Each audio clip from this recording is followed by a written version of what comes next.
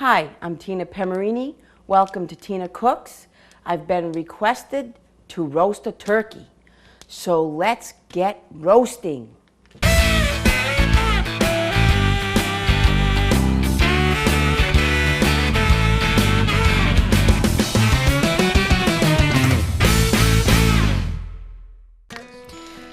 Okay, we're going to start by taking the turkey out of the bag.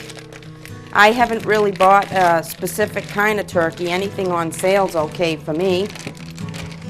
And this is something I always do. We don't need that. That's an unnecessary thing. I usually do my turkeys about 20 minutes a pound. This is the fun part of a turkey. They truss it up like I don't know what. Getting these little plastic doohickeys out of here and all the guts and all the coulies and everything that's in here is not fun. Alrighty, I'm going to put this up here for now. Now when you work with turkey, try to keep a sanitary type, I buy the bleach towelettes, and I usually leave them where I'm working because turkey's not a good thing. Now you want to rinse out your turkey real good because there could be blood in there and, you know, stuff. You don't want that in your salt water. We're going to salt it, almost brine it. Okay? Rinse out the neck. Wash them down real good. We're going to plunge up the sink now that I've got most of the blood out of the cavity. Okay? Now, I do this with turkeys. I do this with chicken. I do this. I'm not going to use my towel to wipe my hands. I also keep paper towels because then the bacteria from the turkey gets into your towels. I am very careful when I work with chicken and turkey. You're going to notice that. Okay. I like to brine any fowl, turkey, chicken, duck, any type of fowl. By that I mean I use a high concentration of salt. It makes the skin nice and crispy. I don't know why. I haven't actually figured out the science of it, but that's what I like to do. I'm going to grab my tray of ice because I also like to keep it on ice to keep it nice and cold.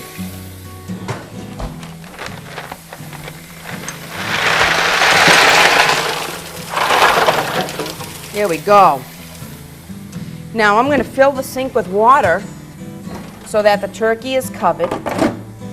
And I'm going to let it sit there a good 2-3 hours because I want the salt to soak into the skin.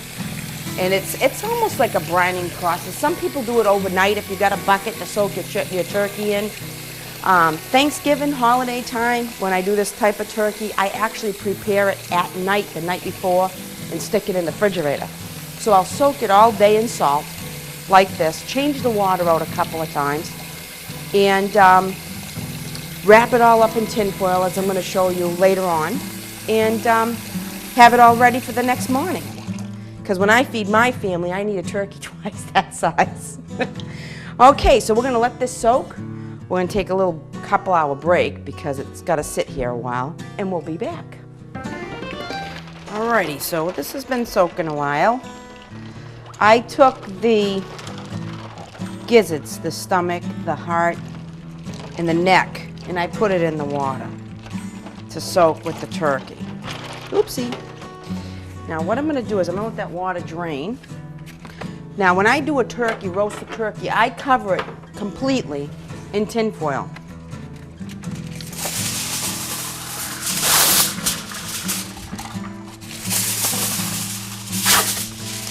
Because I like it enclosed.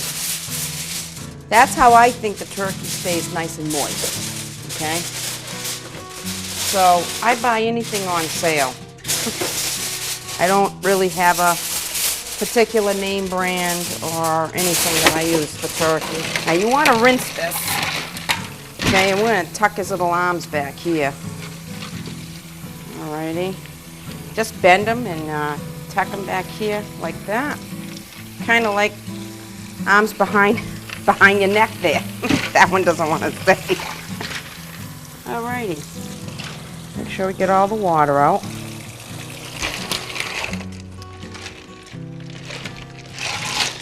Okay, come on, buddy. I'm gonna put them in there. That little wing don't want to stay back there, so. Alrighty, now, there we go. I'm gonna take the neck, and I'm gonna put it here. I'm not gonna put these in there. Well, yeah, maybe I will. There's only two. When I used to make a giblet gravy, we used to boil the gizzards separately. But I'm gonna cook them with the turkey today. I am gonna truss up the legs. Let me just grab my string. I'm not gonna like go crazy doing fancy knots and stuff. I just want to keep the legs crossed together because you want your turkey tight. Okay. And there we go. Take this end. Plus I got a whole thing of string and I got an inch of string in there. Now, there we go, beautiful. I do pat the skin dry, okay? And pat them, there we go. Okay. Yeah, I deck it out with olive oil and rub it all over there. Man. Okay. Now, this is a 16 and a half pound turkey. I usually go 20, 25 minutes a pound. I'm gonna roast this. I've made my decision, 6 hours, almost 7. Okay? I don't add a lot of seasonings. I don't inject it. I don't stuff it. I like my turkey just the way it is. I do use granulated garlic, and I use a lot of it because I want the juice that comes out of this turkey to be really seasoned because we're going to make our gravy with it. I'm going to use pepper.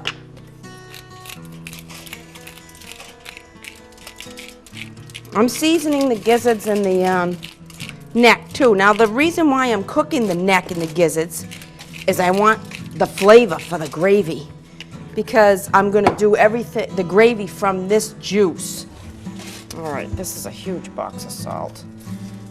Salt it.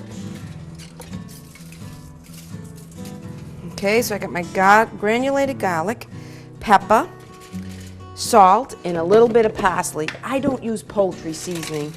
I'm not a poultry seasoning person. I like my turkey to taste just like turkey. There we go.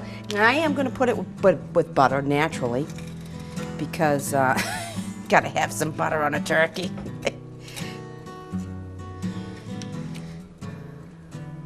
Just kind of stick it on the breasts and on the legs.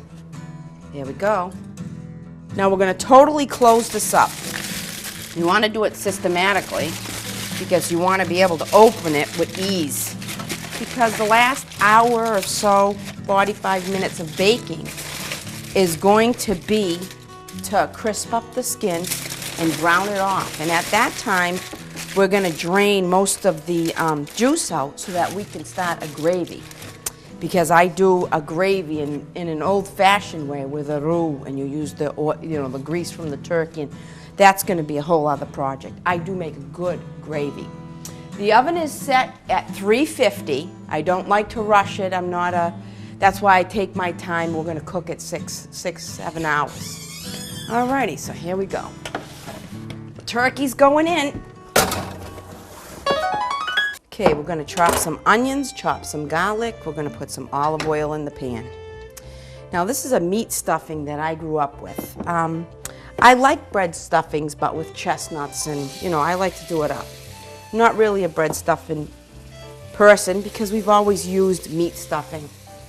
Okay, this is what I grew up with. We're going to have turkey and potatoes and gravy and some spinach and some corn and a passadella soup. Okay, we're going to get this going a little bit. I want to have some flavor. I got about a half an onion, which is like a half a cup, couple of cloves of garlic, couple tablespoons of oil. I've got almost 3 pounds of meat here. Now, if you look, when my mother used to make her stuffing, I've got ground pork and ground hamburger. We've always done it that way. That's how I was taught to do it. Okay. If you want, you can use turkey, you can use just pork, you can use sausage. There's no, requirement as to what you use.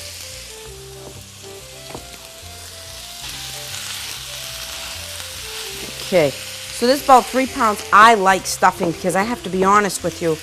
A lot of times, give me the stuffing, pass up the turkey. I'm not really that much of a turkey eater. I much prefer chicken. Okay.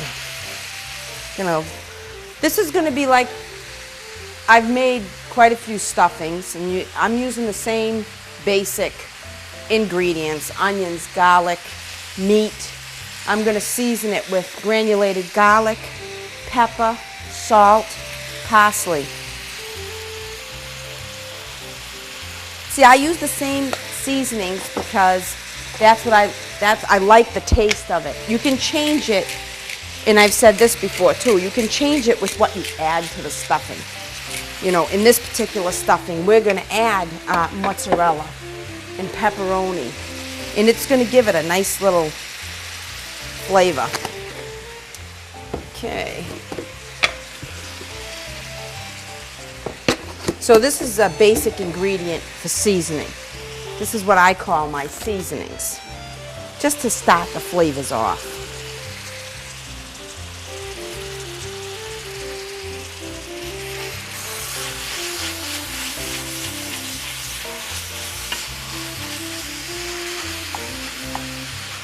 We're going to cook this off so that all the red from the pork and the hamburger is gone. All right, now as you can see, all the red is gone. So what we're going to do now is I'm going to drain off this meat, and I'm going to set it aside, and I'm going to let it cool, and I'm going to set up for the stuffing. All right, now the hamburger and the pork is nice and cool, okay? Now I used about 3 pounds of meat, so I like to use an egg per pound. So there's 3 eggs here, okay?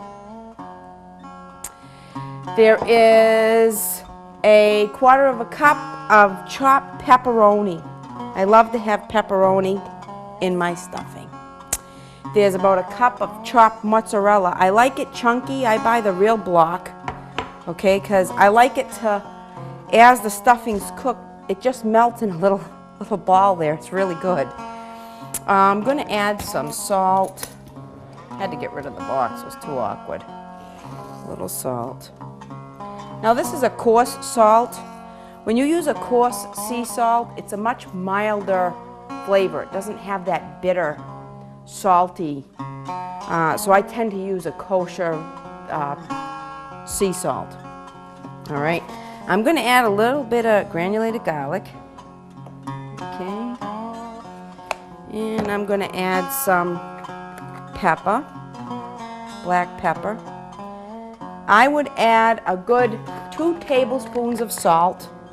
I would start with about a 1/2 teaspoon of pepper and a good tablespoon of the granulated garlic. The parsley, I probably use 2 tablespoons. So that's going to give it some color. All right. Now I do want to measure, so I'm going to measure. I'm going to use about a cup, cup and a half. What the heck? Cup and a half of Romano cheese, and I'm going to use 2 cups of breadcrumbs. I think. See, I got to look because I'm not sure. I'm going to use a cup and a half for now. I'm trying to measure so that you'll know what I use for a recipe. I have a hard time with recipes, but having the cooking show is teaching me that people like recipes. All right, now I'm going to get this mixing. I am going to use my hands. This is a cup of milk. I'm not sure how much I'm going to use. So we'll start out with that. We'll see what happens, and then I'll tell you how much I used. I like the stuffing a little bit moister. This stuffing is also great in peppers. It's great in tomatoes. It's great in chicken.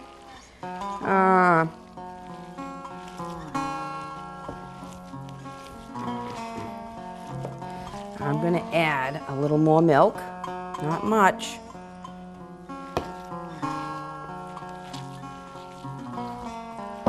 Okay. This is how I like it. So I've used everything. There's a quarter of a cup of milk left. So I used 3/4 of a cup of milk. All right. So we had 3 pounds of meat, 3 eggs, a cup of cubed mozzarella, a quarter of a cup of chopped up pepperoni, a couple tablespoons of salt, half a teaspoon of pepper, tablespoon of granulated garlic, and 2 tablespoons of parsley, a cup and a half of Romano cheese, a cup and a half of breadcrumbs, and that's it. Okay, I'm just going to step back 1 second. Now what I'm going to do is I'm going to separate the stuffing into two containers. Okay. And sometimes we have more than one table. Sometimes I don't use it all and I'll cut it into squares, because if I have this left over, I cut it into squares and freeze it. It's a great meatloaf. It really is. Let's push this down. I might be able to fit it all in one, but I kind of like to separate it.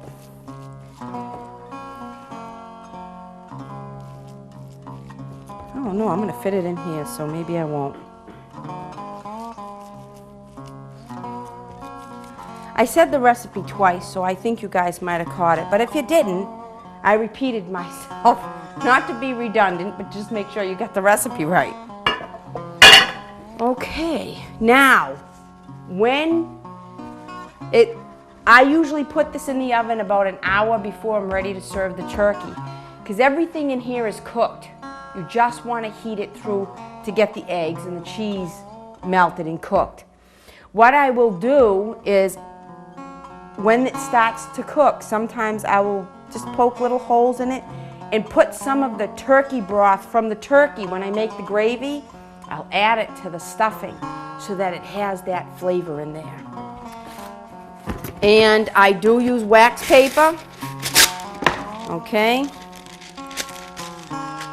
and tin foil.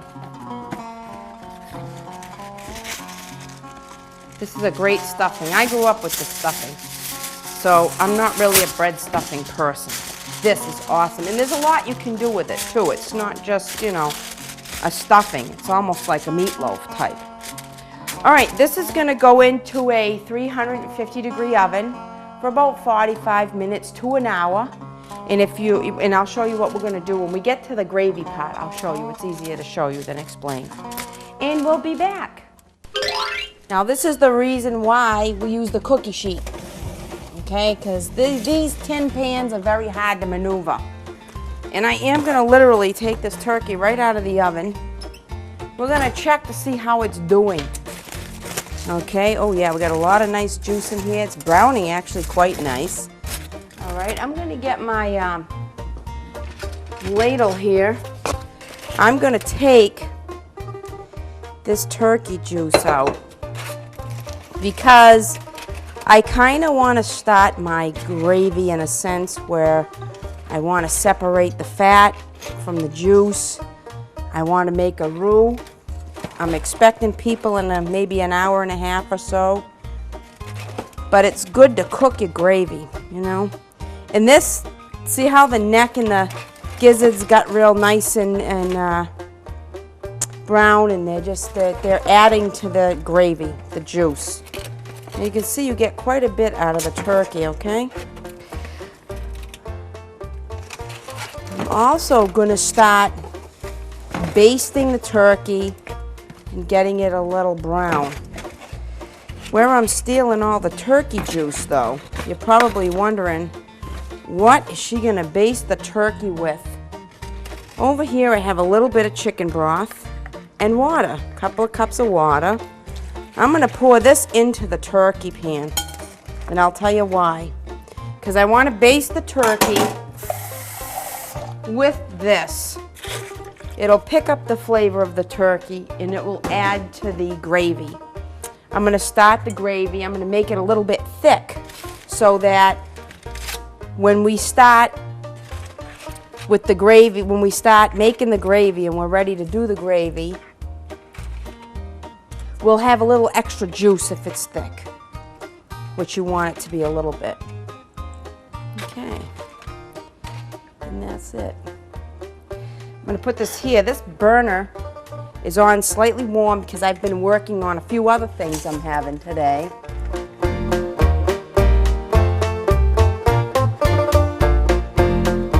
Okay, we're going to pop this back in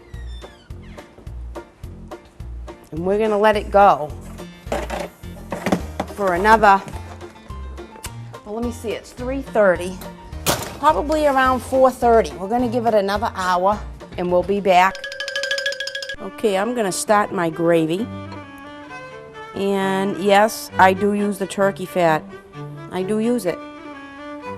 It makes a great gravy. I usually skim it off the top, like so. I'm doing a basic roux. A roux is equal parts of flour and fat. If you do not want to use the fat because you're being diet conscious, which you should be, you can use a flour and water mix. You make flour and water, shake it up, and strain it. Make sure you whisk it as you're straining it because it will lump up. You can use cornstarch, which I think they call it a slurry. You put cornstarch and water together. Or you can even use butter and flour in a paste, which is almost similar to a roux. There's so many ways to thicken a gravy, you can't believe it. I've got about maybe half a cup, 3/4 of a cup of turkey fat in there. So I'm going to put in 1, 2, 3 heaping. And I'm going to mix it up. I can tell by the texture of my roux if it's thick enough or not for me. Okay? Alrighty. Now this is for a dark gravy, so I am going to cook it. If you're making a white gravy, a cheese sauce, or you don't want to actually cook your flour too much because then it darkens your sauce. Now to this roux, I'm going to season it because the flour doesn't really taste like much. So I am going to put about, I would say that's about a teaspoon of salt to start. I always start with a little bit of pepper because you can always add more pepper. That's about 1/4 teaspoon, 1/2 teaspoon. Once you add too much pepper, it's hot. It's just hot for the rest of the time. And I'm going to put in about a teaspoon of garlic.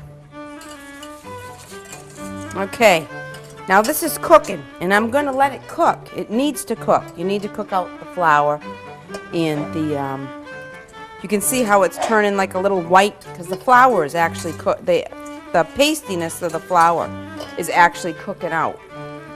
Now this is just the start. It's going to get thick. It's going to be bubbling. I am going to reduce the heat because when you take your roux like this and you add your juice to it, it's going to turn into a volcano. It's going to be very, very, very hot. And you want it on a nice low simmer, okay?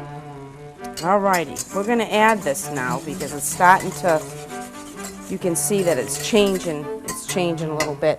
Now a lot of people, what they do is they add a cup at a time, a little bit at a time, this at a time. I kind of go like this.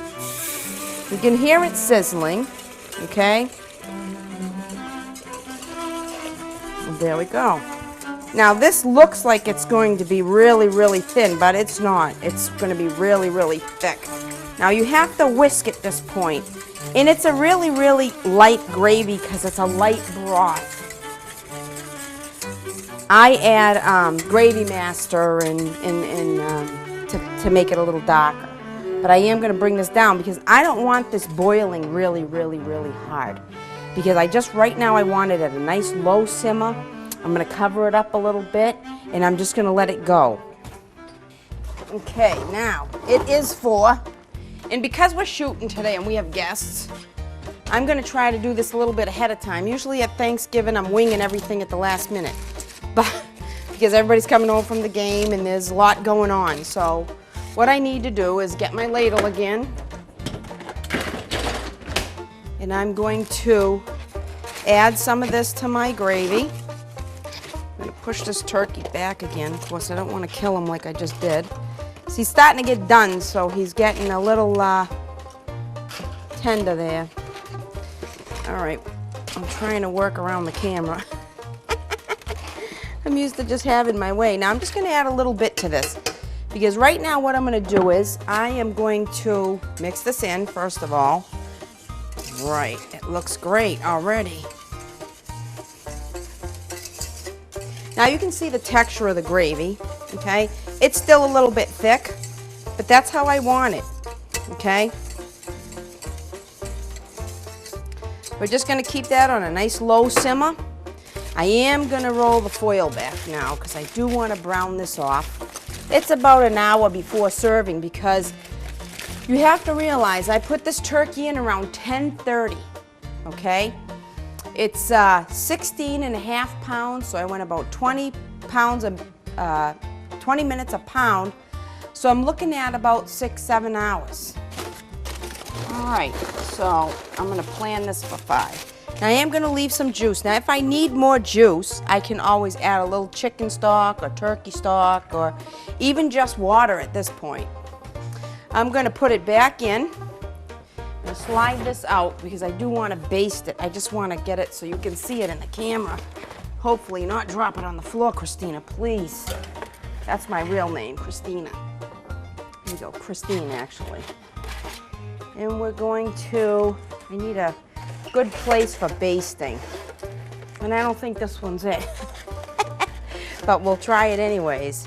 Yeah, there we go. Just want to take the broth and pour it right over your turkey. Now I usually baste it and leave it in there 15-20 minutes, baste it again. The general idea of basting is to get the skin brown and crispy. Okay?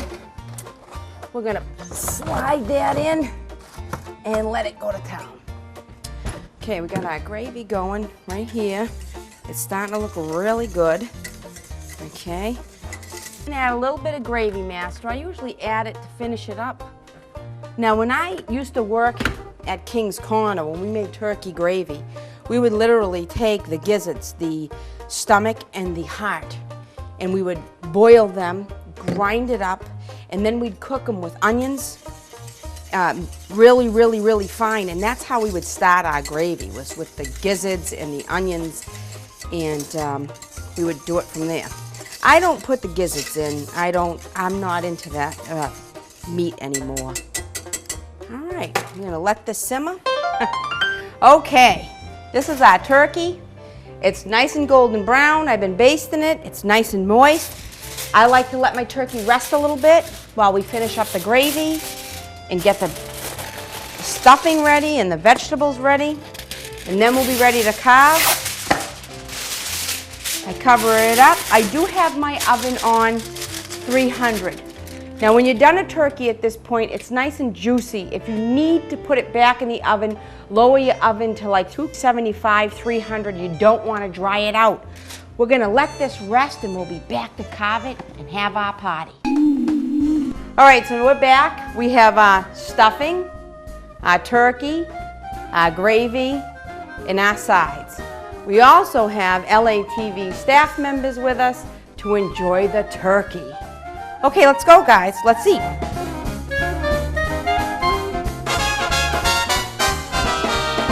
I'm Tina Piermarini. Thank you for watching Tina Cooks.